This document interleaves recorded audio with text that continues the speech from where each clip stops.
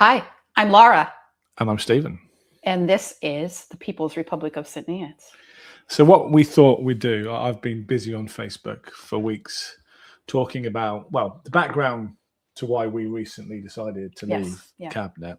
But also I think important for lots of people listening is because we were involved in the original decision to appoint Capital and Centric, which has all gone very pear-shaped. When we were both on the cabinet of Huntingdonshire District Council. Which was in the last administration. So should we talk about Cabinet? Yeah, let's talk about Cabinet, because I think there's lots of people talking about Cabinet. Let me stop you there. Because with a new podcast, relatively new, I think it's important that we have some ground rules. Okay. All right? I didn't sign up to this. So, number one, this is also my anti-AI technology. We just need pencil and paper. We don't need AI to do this. Number one, be kind. I think we can both commit to doing that. For the next hour. With a reason. Yeah. Next one. This is important. No swearing. Now, I don't generally have a problem with this. One half of our partnership does. But I think it's important that we don't know who's listening, what age they are, how sensitive their ears might be. So there's actually a penalty for that one. Whoa. So if you hear this noise, that means that I have observed a swear. I'm the final judge of what a swear is. And there will be a penalty, which is a £1 donation to an organization that I have chosen.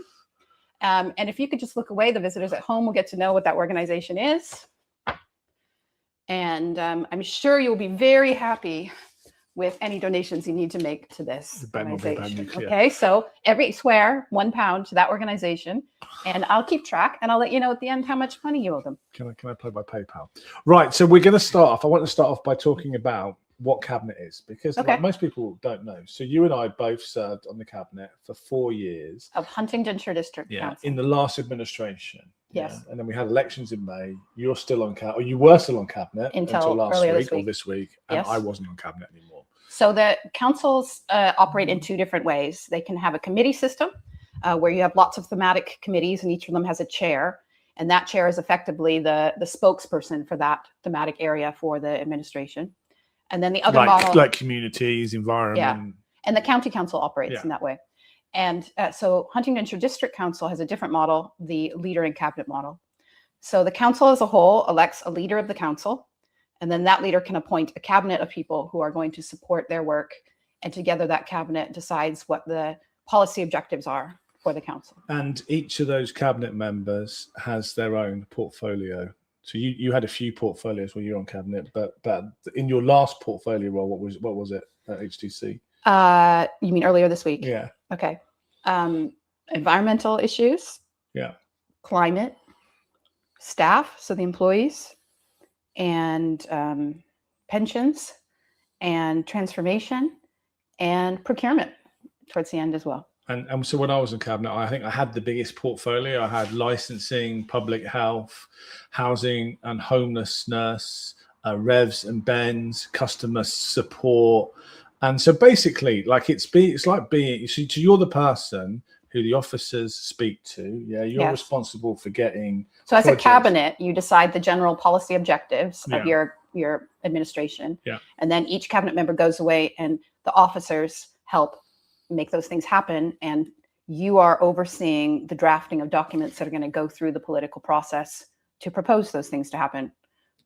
That's it. And once those things are agreed by being voted for by the cabinet, sometimes by full council, we sometimes have like projects. So like I was involved in council tax support, and I think it took about 2 years to go through the process. And basically what that was, we're giving a discount to people who were less well off. Yeah, but that process took 2 years. And the thing is when you have those projects, mostly, you're responsible for delivering them, and you Well, work it's with offers. your name that's on the report Yeah. that goes into the political cycle. Yeah, Yes. and so some of those things are looked at through the scrutiny committee. So almost everybody else, anybody who's not in the cabinet, would probably sit on some sort of. They'd have the committee. ability to see it, to comment on it, or to ask their other members of their political group, or indeed to call in anything the cabinet is doing. So, like, well, if the cabinet makes a decision, it can be called in. And so, but my point is for 2 years when I was working on council tax support, I did come back to council a few times, but only when we had to make a decision. So it's not like it's like a work meeting where you're checking in every few weeks. It's like you go off, you work with officers. The officers are really responsible for delivering the actual work itself, but you're like the interface between the officers are in charge of the how, and yours in charge of the what is it that we want to achieve. And it takes a lot of your time. So I had like, I think 4 or 5 officers reporting to me, like who was in my portfolio working with me, and like you check in with them every couple of weeks, have an hour-long phone call, on top of doing all the meetings, on top of doing all the casework. So it was a pretty full-on, full-time. Well, when I was first elected, I kept a part-time job.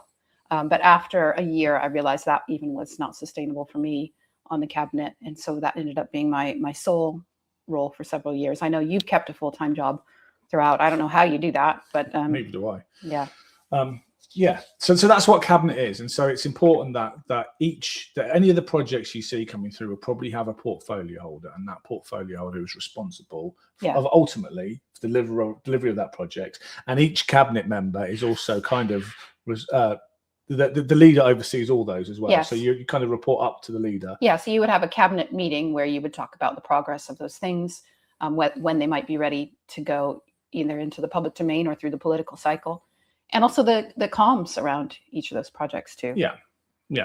So that's just the background, I think. And who is the leader of the council? Councillor Sarah Conboy is the leader of Huntingdonshire District Council, and she has been since 2022 when we were both elected. So four and a bit. 4.5. Yeah, 4.5 years. Right. So I think most people, and we have got lots of people watching, most people are interested, I suspect, in the Capital and Centric. And we are going to get to that. But first, I think we might talk a bit about what happened this week. We are the 2 Green Party councillors on Huntingdonshire District Council. We happen to be in the same ward, so we represent St. Neots East. That's Love's Farm in Wintringham and the few farms that are around that area. And so what happened this week? This weekend, really. Yes.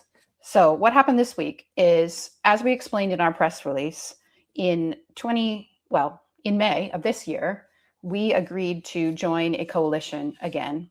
And like all coalitions, there's an agreement about your common priorities and the objectives of where you want to get policy-wise, what's important to you, what matters the most.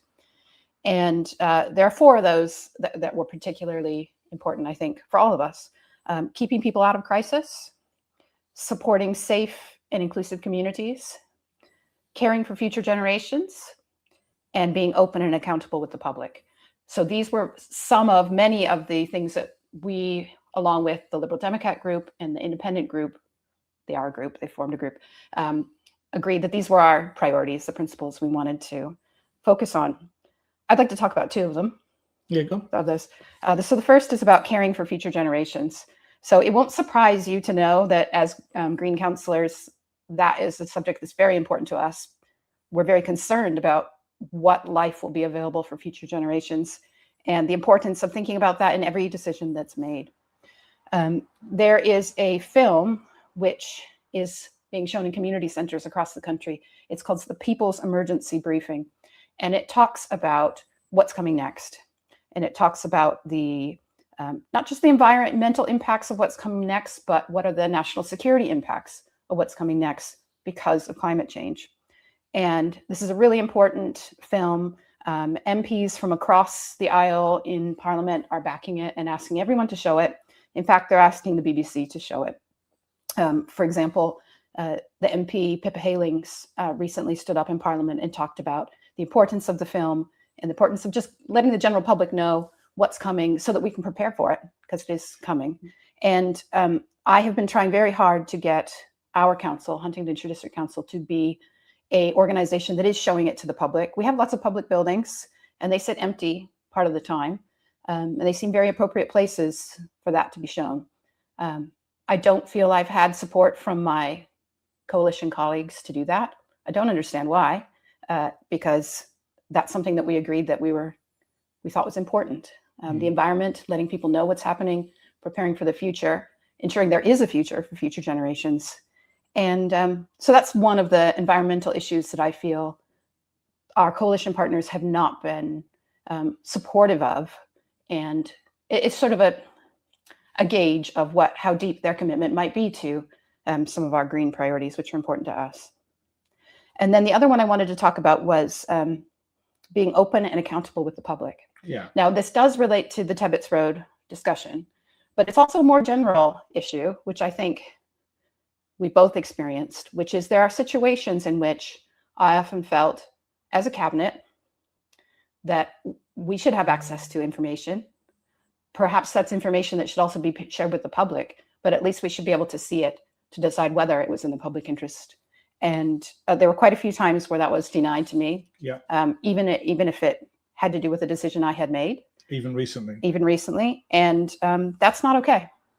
So that's another reason why we came to this difficult decision. And what was the straw? What was the straw? That broke the camel's back. The straw that broke the camel's back is something that happened in the Amesbury by-election. So, well, this is my straw. You might have a different straw. We have a Lib Dem-led district council, and we, at the moment in Amesbury, have a Lib Dem MP and a Lib Dem candidate who had access to all this information, who knew about Capital and Centric. A member of his household was even more involved and knew even more than he did. They're campaigning against Lib Dems, so Lib Dems against Lib Dems. And I felt like, as a member of a cabinet, I was being asked to use my voice to encourage the public to interact with this process, to give their feedback on the Capital and Centric designs, which I think is right. But being asked to attach my name and my professional reputation to it at the same time as some of my colleagues, my partners, their own party was, campaigning against it. Now, when I voiced that with some of my partners, the response was, oh, we don't have control over those candidates for that MP in Amesbury. Why doesn't the Green Party put out a leaflet that criticizes them? Yeah. And my response very quickly was, no, if you go low, I'm not going to go lower. That's not me. I don't think that's you either, but that was my straw. I don't think that's how partners treat each other. And so it's one thing. And yeah. Yeah, I mean, there's a few things. There are a few things is how we ended up here. The whole flag thing that happens with the pride flag, where I was being accused of raising a flag without planning permission, as if it was my responsibility as chair of the council to make sure I had planning permission for every flag. So you are the chair of the council. Yeah. And often council staff will say, please arrive at this time to raise the flag that's being raised today. Yeah. You did that. You followed their instructions. And even when it was eventually determined that there was not a planning permission for that, there was no public support from our partners on the fact that those were the facts. There was even just as simple as those were the facts. Yeah, that was not. And so I felt like I was hung out. Sorry, when I say partners, I think our independent partners probably did provide some support there. But yeah. I'm talking about the Dems mainly. Okay. All right, and then there's. Did you have a straw? Did I have Is your straw the same as my straw? No, I think it's the same with all this Tebbutts Road stuff. So we talked about open and accountable, and this is not my first live broadcast, several of us have been doing live broadcasts for years, including you sometimes, doing podcasting, all sorts of things, trying to explain how councils work. Yeah. Like, I don't think anybody is more visible on social media than me, for good or for bad. Yeah, and what I've always wanted to do is encourage people to participate in the democratic process and understand what we're doing, because it's really complicated. Like, some of the stuff we just talk about is complicated, and I've always done that. And I think sometimes I put my foot in my mouth occasionally, because I'm always trying to be open and honest. When people challenge me, I'm saying, like, why did you talking about like Capital and Centric decision? Yeah. Why did you take this decision? And I'll try and talk about why I did that. And again, I think there was complete silence again from the administration. The more that we think it's important that the public understand what's happening and know the facts. But because we appear to be the only people doing that and our partners are staying silent, that means that you and I get all of the hard questions, even though in many of the cases we were not the decision makers, but we still want the public to know the facts. So sometimes we will take that. And on this case, we were working pretty hard behind the scenes to try and rescue the process and trying to get more stakeholders, more people engaged as much as we could. Yeah. So should we talk about? Do you want to talk about? Let's talk about Tebbutts Road. Are you ready to move on yet? I think you have to go back in time. What is that? No, it's like I was doing a rewind from Hamilton. You do get a penalty for swearing. I didn't say there were any prizes for Hamilton references, but there probably are. Yeah, should we go back in time a little bit? Yeah, so let's talk about... I think I actually want to go back in time farther than you realize. Okay.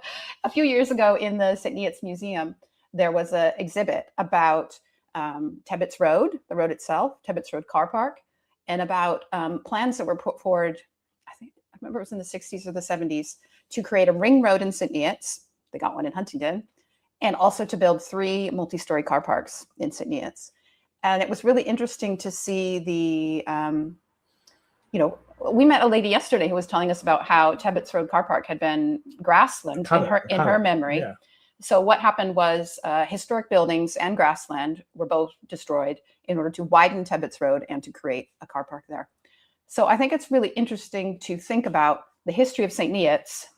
It's really only this window of time when apparently cars take priority over everything in St. Neots. There's a long history before cars, and there'll be a long history after, I hope. So right now we're in this period where cars are king. Absolutely. And that's partly because of our lack of public transport being available. Yeah. But yeah. Yeah, but so I wanted to go back, and I will share some of the pictures from that museum exhibit. So that's going back to the 60s, 60s and 70s. Yeah. Yeah. So let's go back to December. It's the first time. No, 2024. December 2024. It's the first time. I think it was a little bit before that, but in July of 2024. Okay. There is a national conference called UK Reef. Yeah. Which is when lots of council leaders from around the country come together and they talk about ideas. And so several councillors from Huntingdonshire District Council would have attended. People like Councillor Sam Wakeford, Councillor Ross Martin, the leader of the council, Councillor Sarah Conboy as well. Sam Wakeford, perhaps? Yeah. So the Labour councillor, Sam Wakeford. So at that conference, they met this company, Capital and Centric, who is a development company who's very well regarded. We were talking the other day to Urban and Civic about them. Yeah. And so in development circles, yeah. And yes. some of the comments on social media people seem to be thinking they're a startup organization, but like in the developer community, they're very highly regarded and the sort of company that towns want to work with in general, but maybe not so much after this debacle. And so these councillors have met this company at a trade show, basically had discussions, I guess, preliminary discussions. Probably just heard about some of their projects around the country, but came back very excited. Yeah, that there was a possibility that this organization might be interested in market towns in Huntingdonshire. Yeah, no particular designs, no ideas about specifics. But remember, at the same time, summer 2024, general election, right? So with the new Labour government, one of their main objectives is, sadly, how do we build houses faster? How do we get more houses built without going through the type of scrutiny like the planning committee or local councillors being able to call it in? Maybe in a future episode, we'll talk a bit more about more recent things around that. But I feel on reflection that perhaps those two things are linked. Yeah, and so another part of that as well, they've also committed to develop on brownfield. Yes, well, that was one of the things. Which also means things like car parks. Yeah, brownfield, that is. Will make it easier for those things to happen. But so the Homes England is I think it's a Quango. No, it's a government agency. A government agency. Okay, so imagine new Labour government, Homes England starts this new grant scheme where if you can find a way to build fast and meet their criteria, you can get support to do regeneration schemes that include residential. And so I know that was part of the partnership. So if you can get a development company and a council together, then they can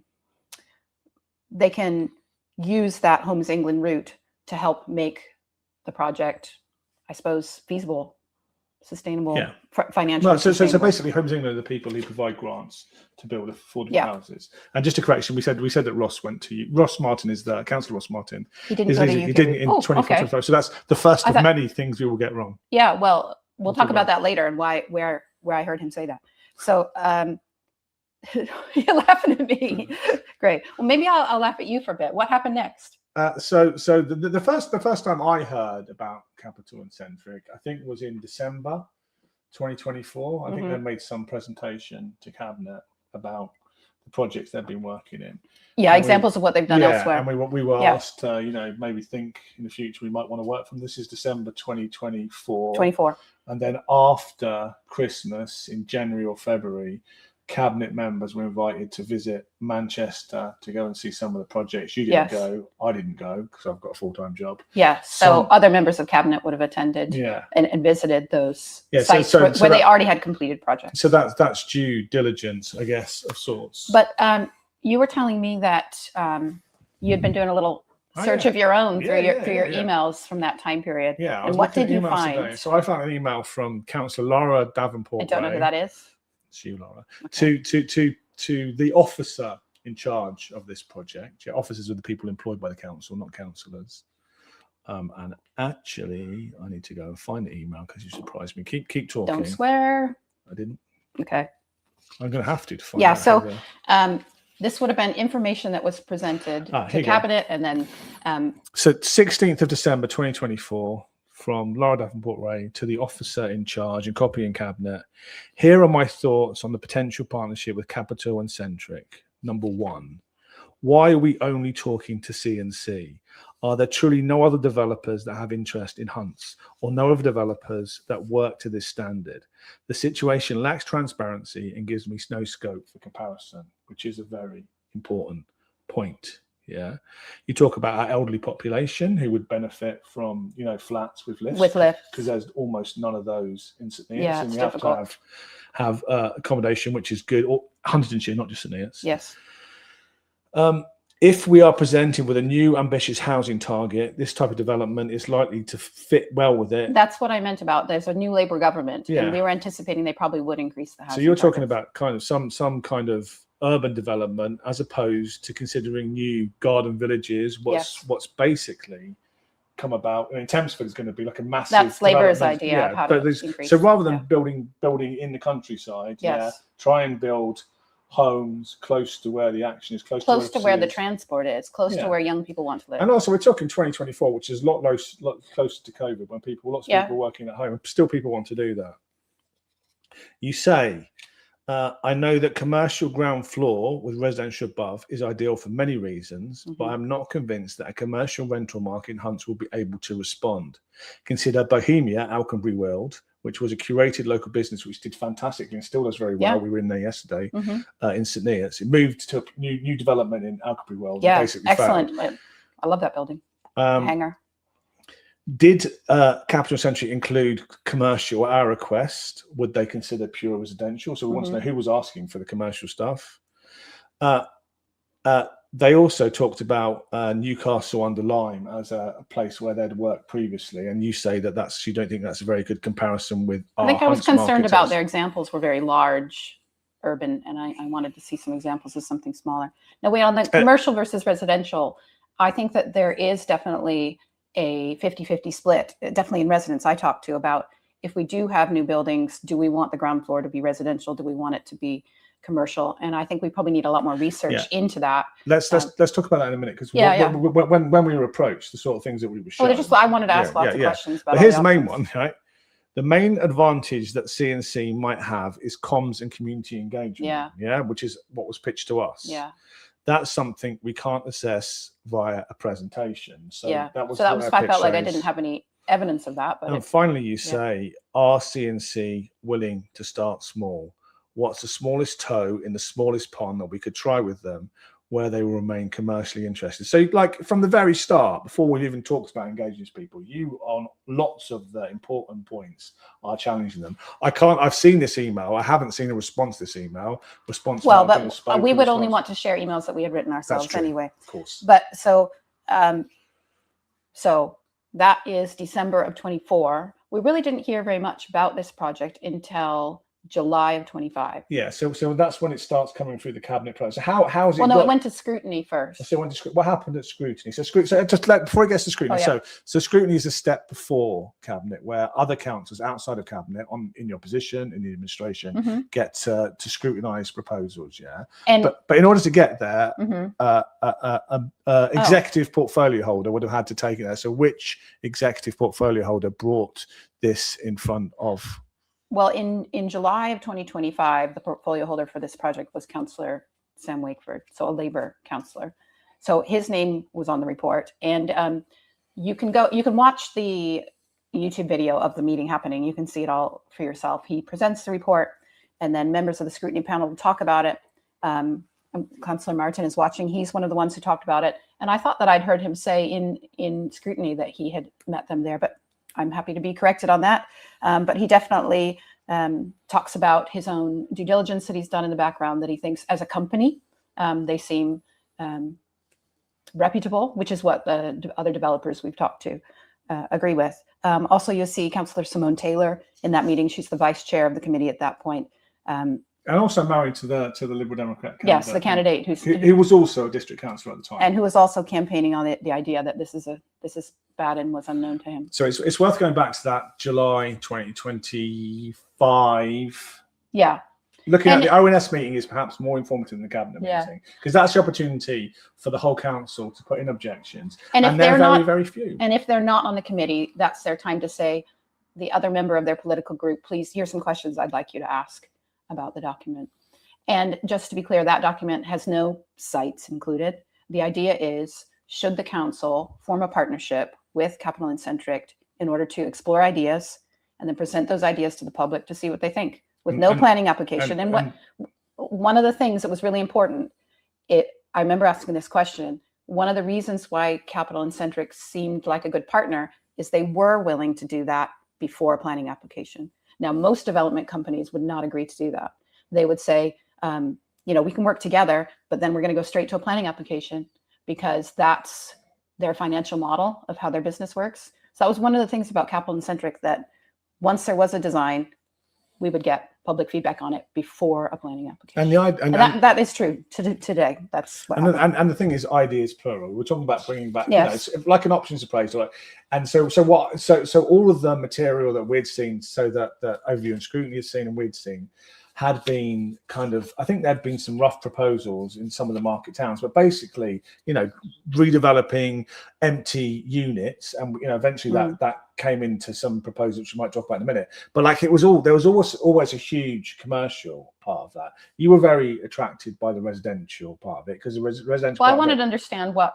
But maybe their advice on their whole pitch was what they were advising us, because they seemed to be the expert. But their pitch was like houses for young people, who can't necessarily afford houses, and perhaps with commercial on the ground floor. Yeah, with commercial on the ground floor. And like if you go to places like Birmingham along the canal, and like some of these, and I guess there's urban areas, but there's other areas where you see parts of the town completely redeveloped and vibrant. And like I've always thought that end of the town needed something.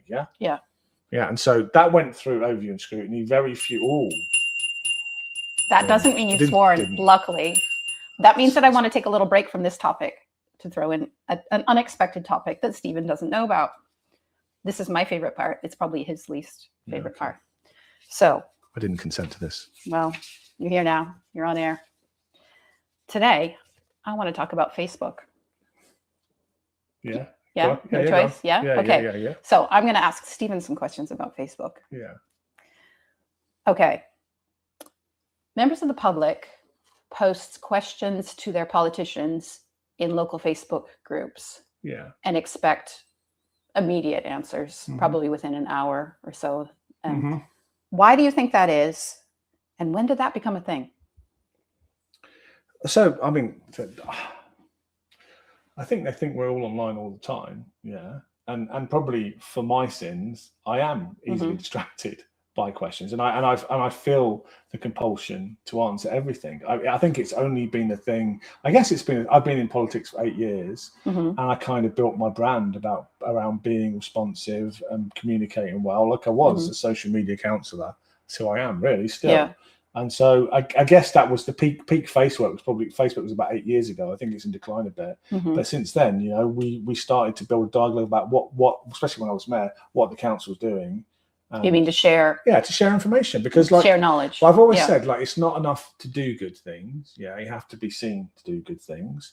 Yeah, and there's no point always talking about your successes. You have to. Why do you have to be seen to do good things? What do you mean by that? Because ultimately, the whole rhetoric around councillors is that we all take brown paper envelopes, which is utterly false, and that we're lazy, we don't do anything. Now, you and I are working all the time on behalf of the community, and quite often it's about celebrating the community, but also showing that we're working hard and we're doing what we're elected to do. And because ultimately, you know, on a 4-year cycle, we need to get elected again if we want to carry on so doing. People understand who we are. Absolutely. Yeah. And I think people do understand who I am, and you as well. Yeah. And so let's talk about Facebook specifically. I think you were talking about it as social media. Yeah. Well, Facebook has the advantage of being the only social media platform which is truly local. So we have groups and you can communicate. But who's on Facebook?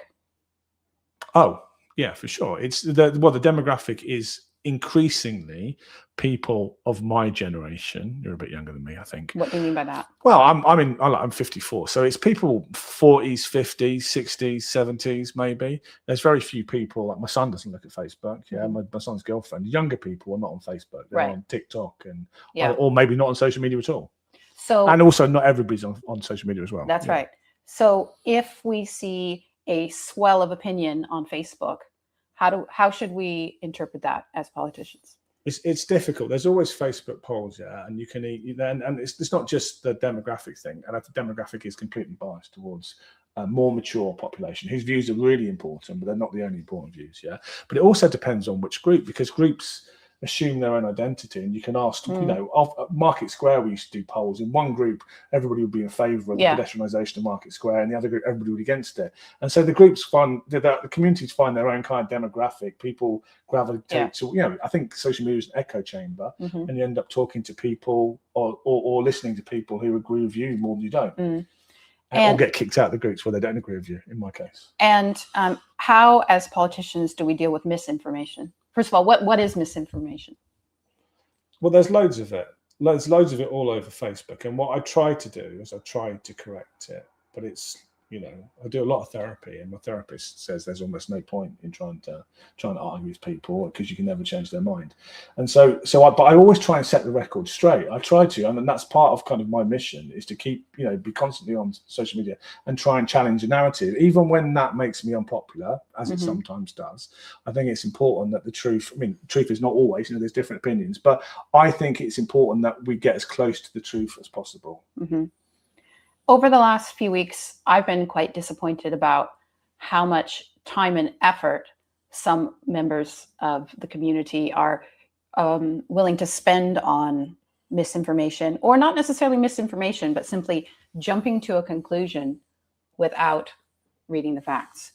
And I think it is about the amount of time people are willing to spend on that.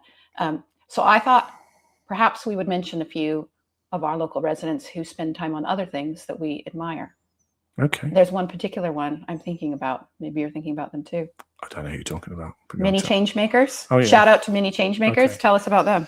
Oh, they're just a group that started in Wintringham, where I live, going around doing litter picking and other community activities on Wintringham with young people, kind of families, communities, which is there's lots of that going in town. I think that St Neots has always been about community, and you know, you don't have to scratch it very deeply to find lots of it. And I got into politics through Parkrun and being a school governor, and I got through politics through the community association on Love's Farm, and then becoming a school governor. So shout out to all the school governors out there who give up their evenings to be that extra level of governance in our local communities. Can I say one other thing about Facebook? So I you know, partly because it's me, but I'm target of lots of negativity and lots of personal abuse, Mhm. from people and from politicians, some of which is completely unacceptable, but I'm not going to go into here. And like, for, when I was mayor, sometimes you think, I don't want to go out and face people. Even going to Market Square yesterday, it can be quite intimidating, but I very rarely do I have people confront me, and I can basically walk through St. Neots. People will stop me, and all the conversations, even with people who disagree with me, are pleasant. Whereas on social media, people aren't always. I think that's a big problem for all of us. I guess with our first ground rule is being kind. I would hope that all the residents of St. Neots and Huntingdonshire would take the time they spend on the internet to disagreeably, and use that energy in their own community to do good work. There are lots of opportunities out there. If you don't know what they are, ask us. We can point you in the right direction. There's a lot of people out there doing good work. All right. Sorry, that was my aside. Is that the aside? That was my aside. Back onto the main event. Okay, all right. Where are we at? July 2025 cabinet decision, I guess. Yeah. So the topic about redevelopment of our market towns had been through scrutiny. It had a generally positive reply with some caveats about some cautions that they added for us to think about. Those are all in public domain. And they're all reasonable. And so in July of 2025, Cabinet met, and we were both on Cabinet at that point. And what Cabinet agreed was that we should the council should form a partnership with Capital and Centric to explore development opportunities with a budget of up to £1 million. And that was described as phase 1. And any further work, any future phases would have to go through the democratic services process again. So no planning applications, developing ideas for regeneration, which could be presented to the public to find out what they thought. And so can we be absolutely clear about one thing? Yes. At that stage, when we took that decision, had anybody mentioned or showed us anything that involved developing on car parks in the market towns? I don't believe so. I don't think so at all. Because it wasn't about specific sites. No, it wasn't about sites. And and for me, from the pictures I've seen, it was redeveloping the high street. Maybe, and I think it's reasonable, as we've seen with the departure of the banks. Sometimes the high street expands, and sometimes it contracts, and sometimes we've seen it with the bar in St. Neots, I forget what it's called now, by the river, is like that's been turned into residential. And sometimes that's not a bad thing, because having people in the town centre, shopping, living, spending money is a good thing. Well, I think if it's done sensibly. On the high street, it is very sensitive that we try to maintain commercial spaces on the high street. Yeah. And so there's a part of our local planning, which is called the local plan, and it has a policy in it which has some pretty high bars required in order to propose residential in place of commercial. Uses, because we had to fight really hard to get the youth centre.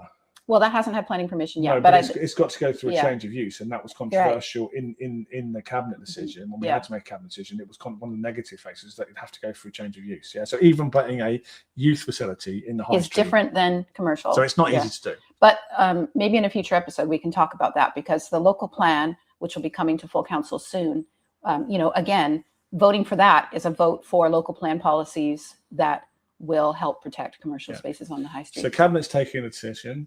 Yeah. You've been bringing me back on track. Yeah, go ahead. Who's in charge? I don't think either of us are in charge, to be honest. October 25, cabinet took the decision. No, that was in July of 25. Yeah. The next I heard was in October of 25. So what happened in October? So we haven't. So there's at that stage. There's.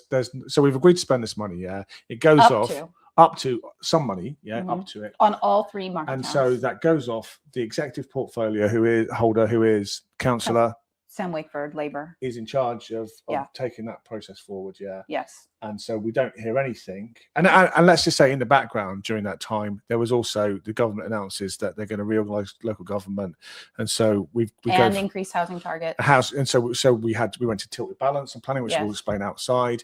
We have to work out how we're going to reorganise the council, and so we were really, really busy fighting all these files. Then the government told us they were going to cancel the elections, which we got. And so we were fighting that, and so there was loads of stuff going on in the background, and we were all working on our projects in our portfolio. You're working on lots of things. I was working on some housing stuff, working on some stuff with benefits and revenues benefits, and the empty homes and the empty home strategy. Which we got for, and we're getting towards the end of that administration. We want to finish things. thinking that possibly we wouldn't be back, actually, because we didn't know what was going to know. happen with democracy. And so we're trying to get stuff finished, yeah.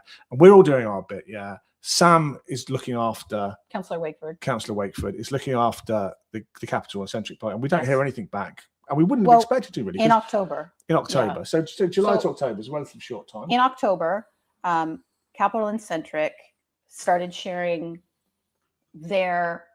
themselves and what they had been contracted to do with the public and with local politicians. So in October of 25, they invited stakeholders to come and meet them in all 3 market towns. So that included emails to all of the town councillors in each market town, emails to the district councillors in each market town to come and meet them in person, talk to them about what they were about and what they might recommend for our market towns. They also invited the public, and that included invites on Facebook, in the Hunts Post, signs on the high street, along with our emails to all of the stakeholders. So the meeting was actually in November that they held, that anyone could come and talk to them. And so that was in the Farrow Lounge. That was in the Farrow Lounge. So town councillors like Councillor Barry Chapman would have been there to talk to them about who are they, what are their ideas, and so this would have been in October 25, something that was open and said, we talked at the start about being transparent with the public. This was part of it. Yeah, making sure that far ahead. So this is an important point, because at that I didn't manage to get to that meeting because we had a briefing day off. So we had the same briefing online for councillors, yeah. And so we tried to rush home from work to get there.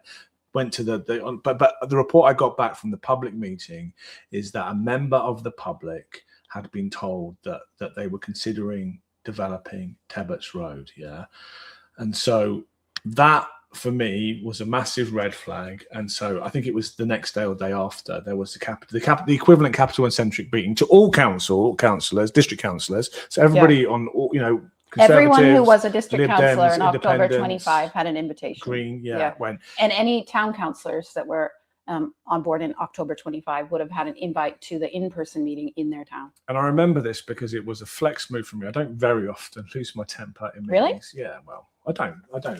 No, he doesn't. I don't. But so I've gone on to this meeting. Martin, who lots of people saw. Martin who? Martin from from Capital and Centric. There's a lot of Martins. Presenting, the guy who was on the stage yesterday, who I feel quite sorry for. He's presenting. I go into the meeting, wait till some people arrived, and then basically I used my "let me stop you now" moment, took over the meeting and told him that I'd heard from residents that at the public meeting. Yeah, the first time I'd heard that was they were talking about Tebbutts Road being potentially one of the sites, and I found that unacceptable, that I didn't know about that as a NEATS member, and I described it as political suicide to develop on that car park, subsequently proved to be true, basically I took over the meeting and I rage quit the meeting and left, which I don't do very often, but I just thought that I had to really make the point that this was really a surprise. And at that point also I contacted Councillor Conboy, who was a leader of the council, and told her that I was surprised that I just heard that Tebbutts Road was being mentioned and we'd had no warning of it. And at that stage I thought that was probably enough, really. As a local member, I told Capital and Centric that was completely unacceptable. Some of my own, I was leader of the independent group at the time, it was before I joined the Greens. One of my own group criticised me, saying I shouldn't have done that as a cabinet member in front of members of the opposition, although Councillor Martin has subsequently said to me that no Conservative members attended that briefing. Well, they were all invited. I can't remember who was in the virtual room. We can probably check. Yeah, we could check if we needed to. So, as of May 2026, anyone who was a town councillor in the 3 market towns, anyone who was a district councillor, had access to information, whether they attended meetings or not, that this was a project. This was a thing. Am I right? Is that right? No. So I think with the information was certainly circulating around the Joint Administration, because I had rubbished it, I had criticised it, and maybe wrongly, maybe I should have done more, but I assumed that forceful feedback in a all council meeting from a cabinet member and local member would have been enough to have Capital and Centric reconsidered. Now let's say something else about those early public engagement sessions. I think people rightly say online they didn't know about them. Yeah. Which is always a struggle. But if you were a councillor, you received an email inviting you to it. But Capital and Centric, as we found out, struggled to get engagement. And yes. Part of the whole pitch is we're about public engagement, didn't get any engagement. And so this is in November of 25. And then May 2026, what happens? March. May of 2026. We need to talk about March first.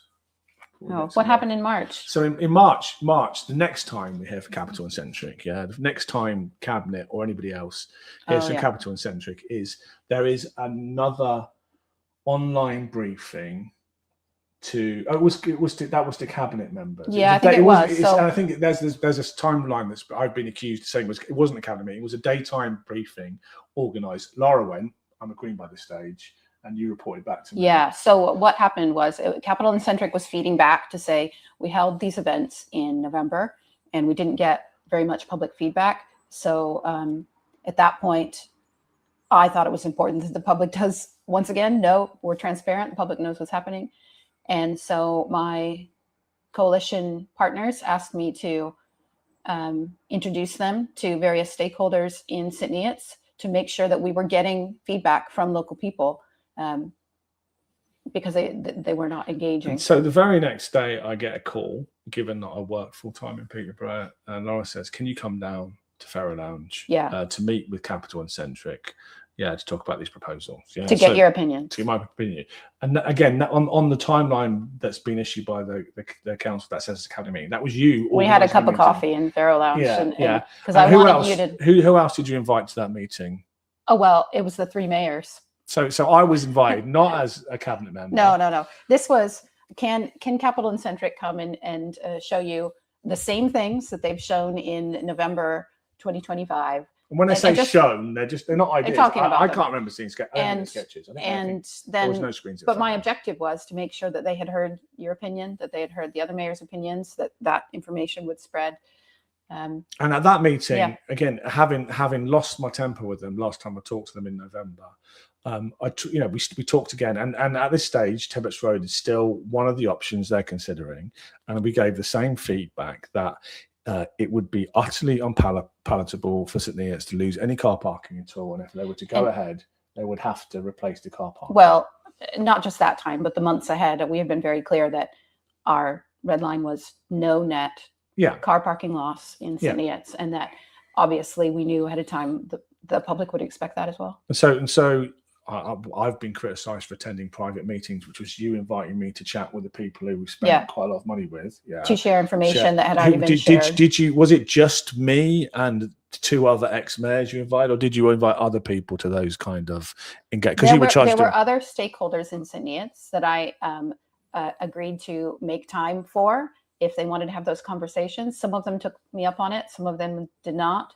But again, it's sharing information that it was already out there, but I wanted to get them in the same room so they could tell Capital and Centric what their thoughts were in St. Neots. And so, at this stage, they're still developing ideas. We were told even as early this week that what we're seeing was just ideas, no firm plans.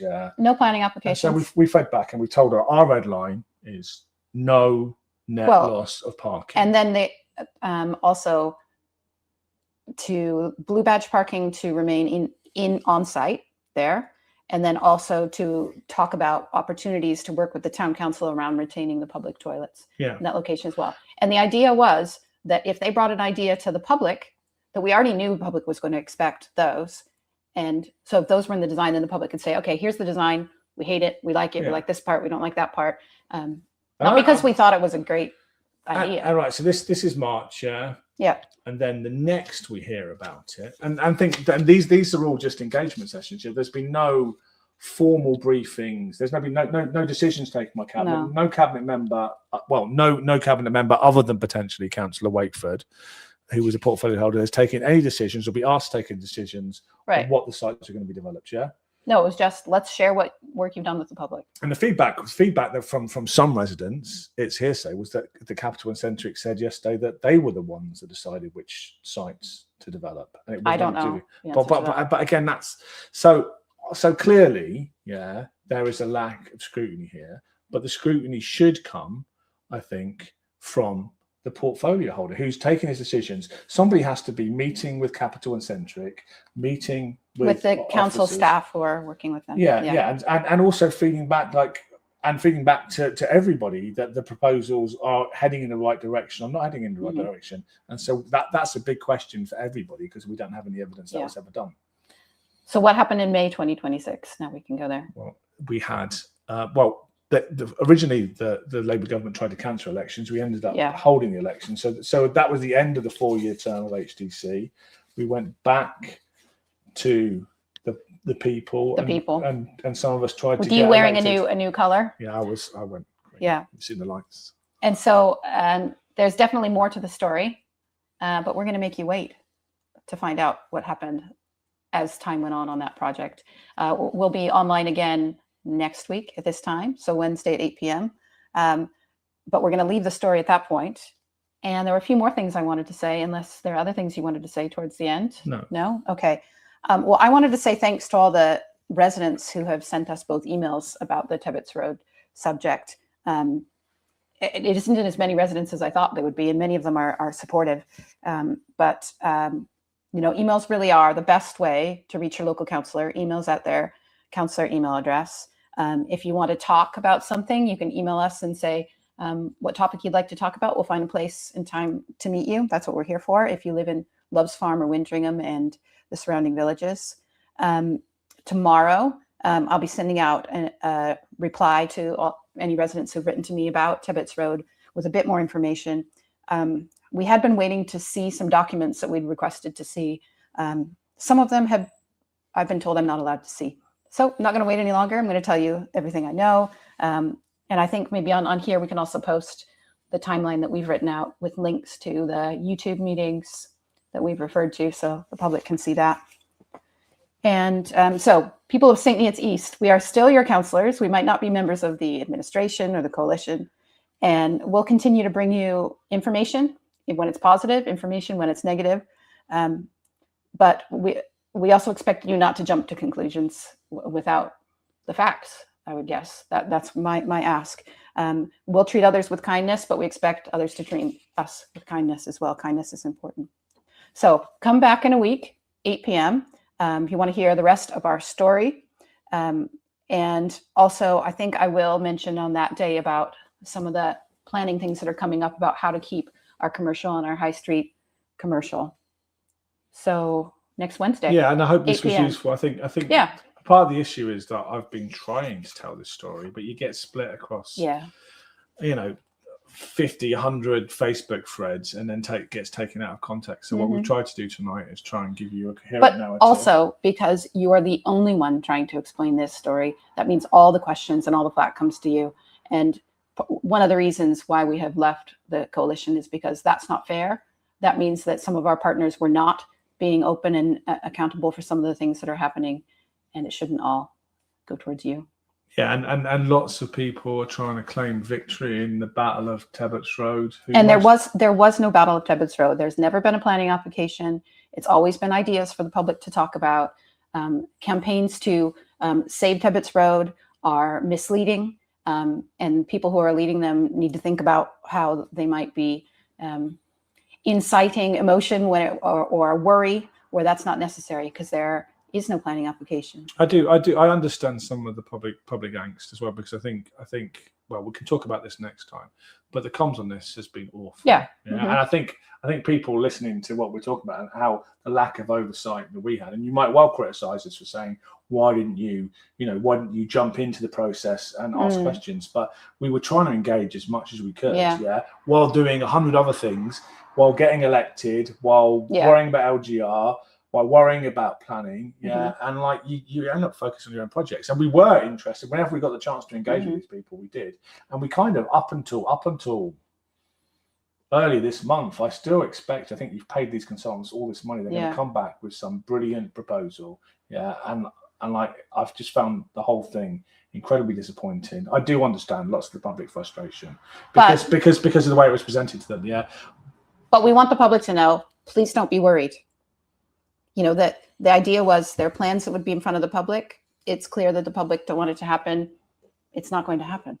So please don't worry. But also perhaps what we need to talk about in the future is how we build from this and engage that clear passion in public to get forward everybody to help us or help everyone make proposals for developing a market towns. Because otherwise you just go through this period of stagnation. And lots of things we've done, including the Market Square development, have been incredibly, if you looked on social media, unpopular, but it depends who you talk to. Yeah. So I don't know. Let's stop it here. Wait, one more thing, one final thing.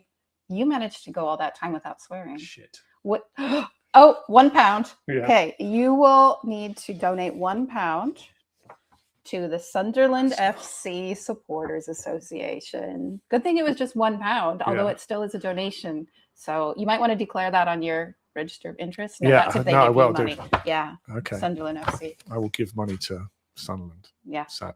All right. Thank you. You've had loads of people engaging, lots of comments. Yeah, I'll try and go through them afterwards. I'm not going to promise to answer them all because, like, honestly, my life's been pretty shit trying to do all this on social media. It's been very poor, and nobody can do it all. And I would really encourage other members and other councillors to step forward and for members of the community to step forward in their own community to do good things for the people that live around them and their neighbors. Right, be kind, everyone. Be kind to each other. Right. See you later, everyone. Bye. Thank you.